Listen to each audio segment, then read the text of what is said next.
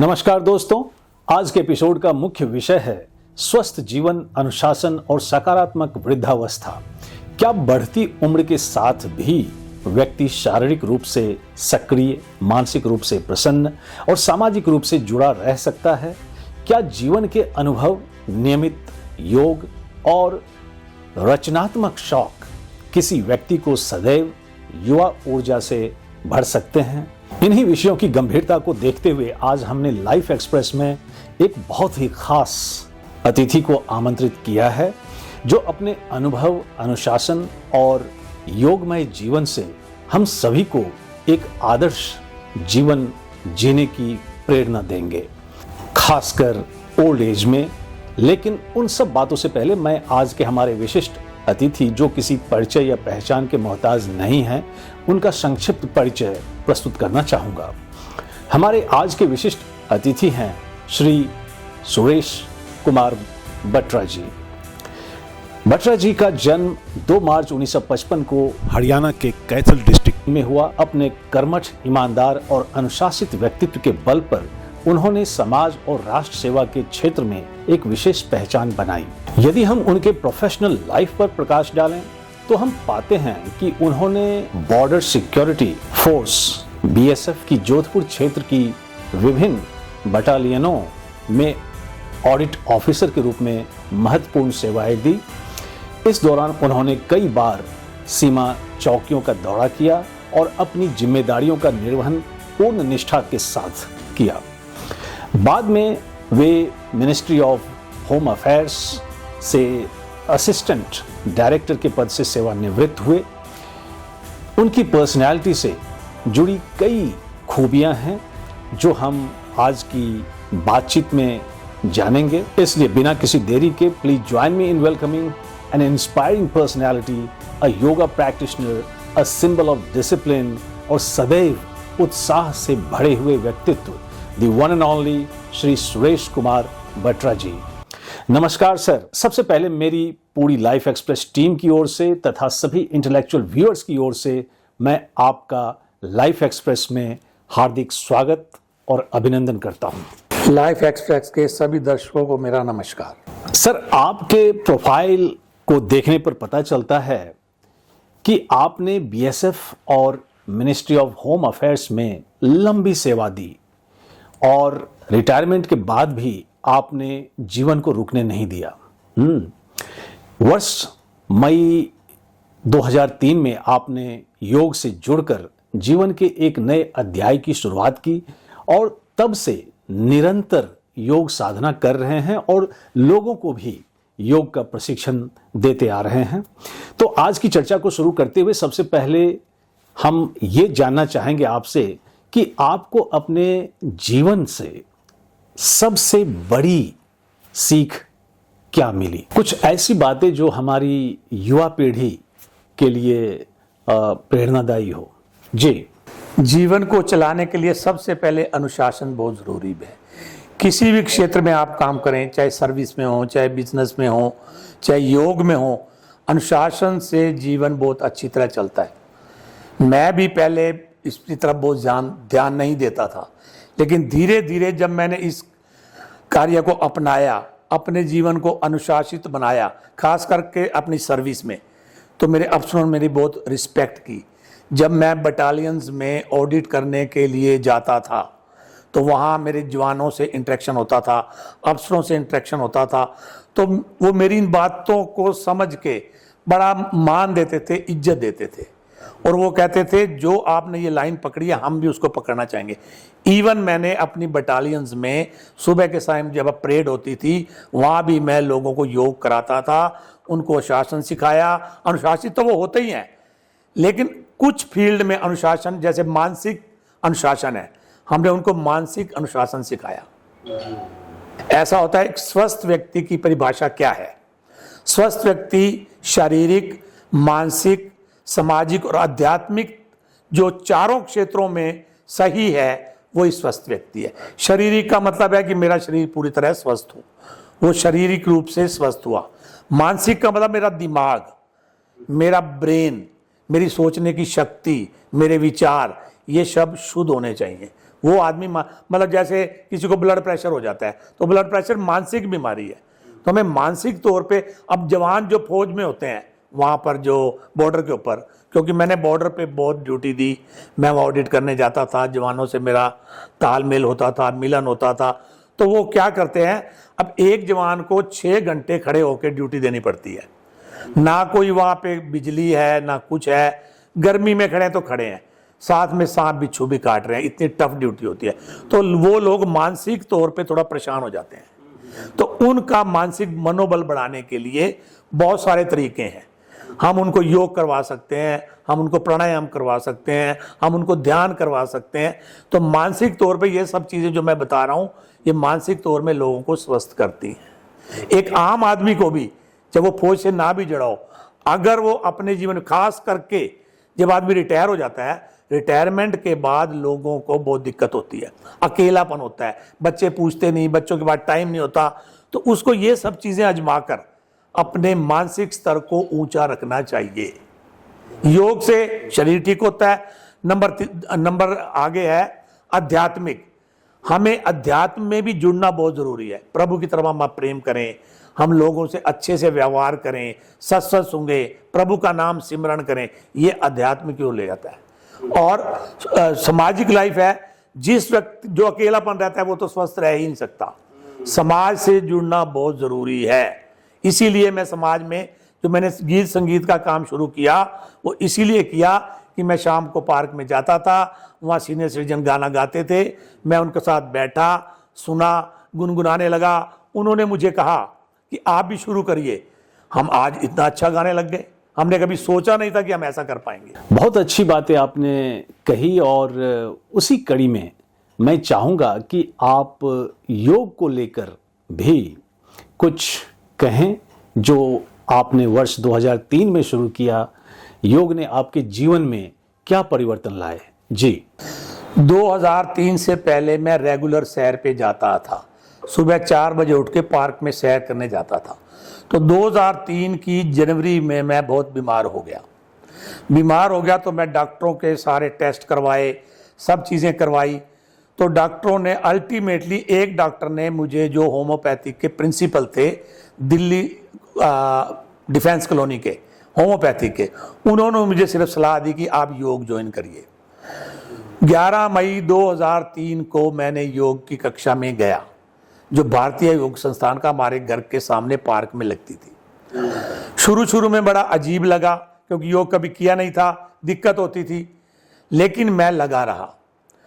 2003 से लेकर आज 2026 हो गई है, 23 सालों में निरंतर योग कर रहा हूं। उसका सबसे बड़ा लाभ क्या है कि मुझे आज तक मैं कोई दवाई नहीं खाता, किसी प्रकार का कोई टेस्ट करवाने की जरूरत नहीं पड़ती। यानी कि शारीरिक तरीके से बिल्कुल ठीक है, मानसिक तरीके से पूरा ठीक है। योग ने इतना अनुशासित बना दिया कि पूरा जीवन ही अनुशासित हो गया। सुबह 4 बजे उठना, नहा धो के फ्रेश होके जाना। अभी आज भी हमारी कक्षा में 37 लोग थे जो योग करने आए थे, उसमें 20 महिलाएं और बाकी जेंट्स। तो हम योग की शिक्षा लोगों को वैसे ही तैयार करते हैं, भाई आप सुबह उठो, नहा के आओ, फ्रेश होके आओ, योग आपका जीवन बदल देगा, ये समझाना। और मेरे जीवन को तो बहुत ही बदल दिया। मैंने आपको बताया, जब मैं बीमार हुआ तो इतनी सारी दवाइयाँ खाता था, अब मैं आज की डेट में एक भी दवाई नहीं खाता, सिर्फ योग की वजह से। हम लोगों को भी यही प्रेरणा देते हैं बार बार कि आप योग से जुड़ें और अपने जीवन को सार्थक बनाएं। योग सबसे पहला काम है, पतंजलि जी ने यह कहा था, योग हमें अनुशासन सिखाता है। जो व्यक्ति अनुशासित नहीं है, अगर वो योग में जुड़ गया, उसका जीवन अपने आप अनुशासित हो जाएगा। उसको जल्दी उठना पड़ेगा, जल्दी सोना पड़ेगा, जल्दी खाना पड़ेगा और नहा धो के जाना पड़ेगा, तो अपने आप ही अनुशासन हो गया। उसके बोलचाल का तरीका, उसका व्यवहार का तरीका, उसका डील करने का तरीका सब बदल जाएगा और उसको शारीरिक, मानसिक, आध्यात्मिक और सामाजिक शांति भी मिलेगी। हर व्यक्ति चाहता है कि मैं शांत रहूं। जो व्यक्ति शांत है वो स्वस्थ है। अगर वो शांति हो तो स्वस्थ हो ही नहीं सकता। जो व्यक्ति शांत है, ना उसको बीपी होगा, ना उसको शुगर होगी, ना किसी प्रकार का कोई तनाव होगा, तो वो स्वस्थ रहेगा। तो यही चीजें सारी मेरी जीवन में योग ने दी, जो हम लोगों को समझाते हैं, करवाने की कोशिश करते हैं। हमारे जो संस्थान का उद्देश्य है सर्वे भवन्तु सुखिना, जियो और जीवन दो। पहले खुद जीना सीखो। जीने का मतलब है मुझे अपना शरीर स्वस्थ बनाना है, मुझे जीने का तरीका आ जाए, उसके बाद जीवन दो, दूसरे व्यक्ति को आप समझाओ। ये मेरा निष्काम कर्म है। गीता में कृष्ण जी ने भी यही कहा है कि निष्काम कर्म से जो संतुष्टि मिलती है वो किसी काम से नहीं मिलती। तो इसलिए हम बार बार योग से जुड़े और रेगुलर जुड़े हुए हैं और लोगों को प्रेरणा देते हैं कि आप भी यही काम करो। बहुत सुंदर, बहुत ही अच्छी बातें आपने कही योग को लेकर। और यहाँ वो कहावत भी चरितार्थ हो रही है जिसमें कहा गया है, करे योग रहे निरोग। प्रसंगवश यहाँ मेरे मन में एक उत्सुकता है आपसे जानने की, और वो ये है कि अमूमन देखा जाता है कि समय के साथ साथ या उम्र के ढलने के साथ साथ जो हमारे अंदर हॉबीज होते हैं या हमारे शौक होते हैं वो धीरे धीरे कम हो जाते हैं। लेकिन आपके संदर्भ में मैं देखता हूं कि चीजें थोड़ी विपरीत मुझे दिखाई देती है। जैसे कि योग आपने वर्ष 2003 में शुरू किया, फिर हाल में कुछ वर्षों से मैं देख रहा हूं कि आपका नया शौक जो कि गायन है वो उभर के सामने आया। भले ही आपने पहले कभी गीत नहीं गाए थे, लेकिन पिछले 2 वर्षों से आपने सीनियर सिटीजन्स ग्रुप में गीत गाकर सभी का मन मोह रहे हैं। तो ये जो नई चीजें सीखने की आपकी लगन है, इसकी प्रेरणा आपको कहां से मिलती है? और क्या आपको लगता है कि हर सीनियर सिटीजन या वरिष्ठ नागरिकों को इस तरह के शौक होने चाहिए? कुछ कहेंगे इसको लेकर आप? बिल्कुल कहेंगे। क्या है कि जब आदमी अकेला होता है तो वो कोई ठीक काम कर ही नहीं सकता। रिटायरमेंट के बाद आदमी का मुख्य उद्देश्य होता है समय पास करना। उसके पास काम की कमी होती है। अगर वो जीवन में अपने आप को बिजी रखे, व्यस्त रखे, तो वो हमेशा स्वस्थ रहेंगे। तो मैंने भी यही तरीका अपनाया और मैं दूसरों को भी यही सुझाव दूंगा। जो लोग इस काम से नहीं जुड़े हुए उनको भी यही सुझाव दूंगा कि वो अपने जीवन को नियमित रखने के लिए, स्वस्थ बनने के लिए योग से जुड़ें, संगीत से जुड़ें। संगीत की मैं आपको बात बताता हूं कि मैंने जैसे पहले भी बताया कि मैंने जिंदगी में कभी गाना नहीं गाया, लेकिन जब मैं सीनियर सिटीजन ग्रुप में गया मुझे वहां लगा कि जो है संगीत भी एक किस्म की योग विद्या है। जो शरीर में जैसे मेरे 7 चक्र होते हैं, संगीत के भी 7 स्वर होते हैं, तो हर चक्र के ऊपर एक स्वर बना हुआ है। ये देखो संगीतज्ञों ने इस चीज को बनाया है। तो मैं बैठा, मैं गुनगुनाया। मुझे करियोके के बारे में पता ही नहीं था। मैं उनसे सीखा। सीखने के बाद पहले आवाज फटती थी क्योंकि अभ्यास नहीं था। कोई भी काम अभ्यास से ही होता है। अभ्यास नहीं था तो मैं धीरे धीरे अभ्यास करता रहा। हम इतना अच्छा गाने गाते हैं, मैं कई हॉस्पिटल में जाके गा चुका हूँ। 4-5 हॉस्पिटल में गया, वहां पे कई बार इनाम भी मिला इसी चक्कर में कि गाने अच्छे गा। क्योंकि क्या होता है जब अभ्यास, इसीलिए मैं हर वरिष्ठ नागरिक को, अपने से मेरे सीनियर को या मेरे से जो जूनियर हैं उनको, जो तो बच्चे हैं वो तो अपने काम में व्यस्त रहते हैं, उनको थोड़ा समय निकाल कर अपने को योग से या एक्सरसाइज से या सैर से जोड़ना चाहिए। लेकिन जो सीनियर सिटीजन है जिनके पास टाइम ही टाइम है, वो व्यर्थ की बातों में ना पड़े। व्हाट्सएप कम देखें, टीवी कम देखें, गप्पे कम मारें, पॉलिटिक्स को कम डिस्कस करें। तो इन चीजों में लगेंगे तो जीवन सर जाएगा। प्रभु का सिमरन करें, योग करें, संगीत की प्रैक्टिस करें तो जीवन सुधर जाएगा। तो मैं सब लोगों को यही सलाह देना चाहता हूं, जो मेरे से जूनियर है, जिनके पास टाइम की कमी है, वो कम से कम एक्सरसाइज जरूर करें। अगर योग में समय मिलता है योग जरूर करें, उनका जीवन सुधर जाएगा। जो लोग सीनियर हैं, खाली हैं, समय का अभाव नहीं है, जो इधर उधर की गलत बातों का मतलब है टाइम को वेस्ट करना, टाइम को वेस्ट करने के बजाय इन चीजों से जुड़िए।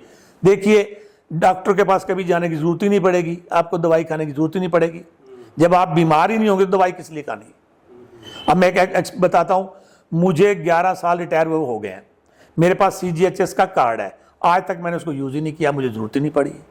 अब इसका मतलब फ्री है तो मैं दवाई लेने थोड़ी जाऊंगा। तो प्रभु ने स्वस्थ रखा हुआ तो अच्छी बात है, तो सबको यही सुझाव दिया जाता है, चाहे मेरे जूनियर हो, चाहे मेरे से बड़े हों, चाहे सीनियर सिटीजन हो, या जो भी व्यक्ति स्वस्थ होना चाहते हैं, ये 3 चीज़ों से जुड़ना है हमें। एक योग से, संगीत से और अध्यात्म से। अध्यात्म मतलब प्रभु का सिमरण करें, जप करें, ये सब चीज़ें। बहुत ही अच्छी बातें आपने कही सीनियर सिटीजन्स के लिए कि सीनियर सिटीजन्स के पास काफ़ी समय होते हैं, लेकिन कई बार वे समय का सही सदुपयोग नहीं कर पाते हैं, जबकि आपके अनुसार उन्हें 3 चीज़ें, जो 3 चीज़ें आपने कही, वो 3 चीज़ें उन्हें करनी चाहिए। सबसे पहले वे योग से जुड़ें, फिर संगीत से जुड़ें और फिर आध्यात्म से जुड़ें। बहुत सुंदर। आपकी वो बात भी मेरे लिए एक न्यू इन्फॉर्मेशन है, मैं कहूँगा कि शरीर के 7 चक्र का सीधा संबंध संगीत के साथ शुरू से है। बहुत अच्छा। आपको जितना सुनूं उतना ही और सुनने का मन करता है, लेकिन समय की मर्यादा को देखते हुए आज हम सत्र के अंतिम प्रश्न की ओर बढ़ेंगे और यहाँ हम आपसे जानना चाहेंगे और हम आपसे बल्कि आग्रह करेंगे कि आप हमारी युवा पीढ़ी जो तनाव और असंतुलित जीवन शैली से जूझ रही है, उनके लिए और विशेष रूप से सीनियर सिटीजन या वरिष्ठ नागरिकों के लिए आप क्या सलाह देना चाहेंगे ताकि वे एक स्वस्थ, खुशहाल और चिंता मुक्त या पॉजिटिव लाइफ वे कैसे जिए, इसको लेकर आप कुछ कहें। जी। यंग जनरेशन के लिए सबसे पहले संस्कार सीखना बहुत ज़रूरी है। जिस बच्चे के संस्कार अच्छे हैं वो स्वस्थ बनेगा, तरक्की करेगा, पढ़ाई में ऊंचा जाएगा, सारे काम उसके अच्छे होंगे। ये तो यंग जनरेशन के। आजकल के माता पिता अपने बच्चों को संस्कार नहीं सिखाते। मोबाइल दिया हुआ है, मोबाइल पे काम करो, फैसिलिटी सब देते हैं, उसको फैसिलिटी पूरी देते हैं, वो उसका पूरा ध्यान रखते हैं, हर चीज़, कपड़े अच्छे दिलवाएंगे, लेकिन संस्कार बहुत कम देते हैं। तो युवा पीढ़ी के लिए सबसे पहले काम है, खास करके बचपन से स्टार्ट करिए, संस्कार बहुत ज़रूरी है। अपने बड़ों की इज्जत करना, अपने शरीर को स्वस्थ रखना, जीवन में अनुशासन लाना। जो बच्चे अनुशासित होंगे वो हर फील्ड में ऊपर जाएंगे। ऊपर जाने का मतलब अच्छी पढ़ाई करेंगे, उनका हेल्थ अच्छा होगा, माँ बाप की सेवा करेंगे और समाज की भी सेवा वही कर पाएंगे। जो खुद ही बीमार होगा वो समाज की सेवा कैसे करेगा। तो इसलिए हम सबसे पहले अपनी जवान पीढ़ी को ये देना चाहेंगे कि आप संस्कार सीखिए, और संस्कार सिखाने में माँ बाप का बड़ा रोल है, जो उसको हमें बचपन से सिखाना चाहिए। हमारे घरों में आज के युग में ये काम नहीं होता, खास करके मेरी सनातन संस्कृति में। तो इसलिए मैं यही सुझाव दूंगा कि माँ बाप के लिए, जो माँ बाप सुन रहे हैं इसको, वो अपने बच्चों को संस्कार देना शुरू करें। नंबर 2, उनको मोरल वैल्यूज सिखाएं। मोरल वैल्यू बहुत इंपॉर्टेंट काम करती है। अब मैं कार में जा रहा हूँ, मान लो मेरे हाथ में बोतल है, मैंने शीशा खोला, बोतल बाहर फेंक दी, तो ये मोरल वैल्यू नहीं है। मोरल वैल्यू सिखाएंगे तो उसका कैरेक्टर अच्छा बनेगा, उसका सारा सिस्टम अच्छा बनेगा, उसके बोलचाल का तरीका, अनुशासन, उसका बिहेवियर, उसका व्यवहार दूसरों के प्रति सब अच्छा हो जाएगा। अगर सिविक सेंस, मैं यही कह रहा हूं कि सिविक सेंस बच्चों को, मोरल वैल्यू एक ही बात होगी, सिविक सेंस बच्चों को सिखाना चाहिए। अब मैं सीनियर के लिए बताता हूं, जो लोग, अभी मैंने पिछले प्रश्न में बताया था, सीनियर लोगों को मेरा यही सुझाव है, उनके पास समय की कमी नहीं है, वो अपने समय को बर्बाद ना करें, टीवी के पीछे मत पड़ें, मोबाइल के पीछे मत पड़ें, व्हाट्सएप की बजाय जो मैंने चीज़ें बताई कि सबसे पहले उनको अपने स्वास्थ्य का ध्यान रखना है, क्योंकि इस एज में कुछ ना कुछ व्याधियां आती ही रहती हैं, और उसके लिए सबसे पहले आपको दिनचर्या बदलनी पड़ेगी। जल्दी उठना, जल्दी सोना, जल्दी खाना, नियमित रूप से हर काम करना। उसके लिए आप योग जोन कर सकते हैं, आप सैर कर सकते हैं, या कोई और एक्टिविटी जिसमें आपको रुचि हो वो भी आप कर सकते हैं। उसके बाद दूसरा है अध्यात्म। अध्यात्म तो हमें जीवन का सब कुछ। एक मैं छोटी सी बात बताता हूं, सीनियर सिटीजन के लिए रात को सोने से पहले आत्मचिंतन जरूर करना चाहिए। आत्मचिंतन क्या होता है? मैं सुबह उठा तो रात को मैं बेड पे जब सोने गया, मुझे 5 या 7 मिनट 10 मिनट बैठना है। जो मैंने उठने से लेकर सोने के बीच में जो जो किया मैं बैंक गया, मैं उससे मिला, मैंने उससे बात करी, मैंने इंटरव्यू दिया, कुछ भी काम हो सकता है, सबको रिवाइज करना है। उस रिवीजन में आपने ये देखना है कि मेरे से कहाँ गलती हुई। अगर जो मेरे में कमी गलतियां थी तो मुझे मन में संकल्प लेना है कि मैं उस गलती को सुधार लूंगा, आगे नहीं हो जाना। थोड़े दिनों में वो मेरा आत्म चिंतन, मेरा अध्यात्म बन जाएगा, मेरी मेडिटेशन बन जाएगा और मेरी सारे शरीर को, जितने मेरे चक्र हैं, मेरे वात पित्त को ठीक कर देगा। मैं बिल्कुल स्वस्थ हो जाऊंगा, मुझे कभी डॉक्टर की जरूरत नहीं पड़ेगी। छोटी छोटी चीजें जीवन में उतारे, खास करके सीनियर सिटीजन। जवान बच्चे शायद आत्मचिंतन नहीं करेंगे, पर सीनियर सिटीजन इसको कर सकते हैं और ये उनके लिए बहुत लाभकारी। जिनको नींद नहीं आती, नींद बड़ी आएगी, उनके जितने भी व्याधियां धीरे धीरे ठीक होने लगेगी। सिर्फ छोटी सी चीज है आत्मचिंतन। आत्मचिंतन के लिए रात को नहीं, हर जगह पे आत्मचिंतन है। क्योंकि मैं रोड पे जा रहा हूं, अगर मैं कार ठीक से नहीं चलाऊंगा तो आत्मचिंतन नहीं है। मैं उसको अगर सही तरीके से चलाऊंगा तो वो भी आत्मचिंतन है। तो सीनियर सिटीजन के लिए है कि आप अपनी दिनचर्या ठीक करें, अपनी अध्यात्म से जुड़ें, और जो लोग म्यूजिक में इंटरेस्ट रखते हैं तो गाने गाएं। जो संगीत है वो भी एक किस्म का योग है, संगीत में बहुत जान है। प्रभु हमारे कृष्ण नाचा करते थे, अगर आपको पता हो, गोपियां नचाती होती थी, वो संगीत ही था। बहुत ही सुंदर निष्कर्ष आपने दिया कि एक आदर्श जीवन जीने के लिए हमारे भीतर संस्कार और अनुशासन का होना आवश्यक है। और आपकी सारी बातें मैं कह सकता हूं कि हमारी युवा पीढ़ी तथा सीनियर सिटीजन्स या वरिष्ठ नागरिकों के लिए बहुत ही प्रेरणादायी साबित होगी। बहुत अच्छा। And we are immensely grateful to you for your gracious presence with us today in Life Express।